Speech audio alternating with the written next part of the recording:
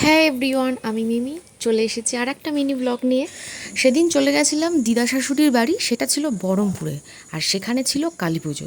সত্যি সেদিনটা খুব ক্লান্ত ছিলাম, কিন্তু মায়ের এরকম ভোগ পাওয়ার পর মনে কোনো আর ক্লান্তি ছিল না, কারণ খিচুড়িটা অসাধারণ খেতে ছিল। দিদা শাশুড়ির বাড়ি আমার আসা হয় না, লাস্ট আমি কালী পুজোতেই এসেছিলাম বছরখানেক আগে, আবার কয়েক বছর পর এসেছি কালী পুজোতেই। মেনু শুরুতেই ভোগ আর আলু ভাজা খাবার পরে চলে এসেছিল ভাত আর ভেজ ডাল, আর তার সাথে ছিল পটল আলুর তরকারি। গরম গরম ডালের সাথে তরকারি খেতে বেশ ভালোই লাগছিল, আর সাথে সেদিনকার খুব বৃষ্টিও হচ্ছিল। মেনুতে আরও ছিল মটর পনির, যেটা আমার ভিডিও করা হয়নি, আমি কথাবার্তায় এত ব্যস্ত ছিলাম। শেষ পাতে ছিল আমড়া দিয়ে চাটনি আর পায়েস। এই ছিল সেদিনের মেনু।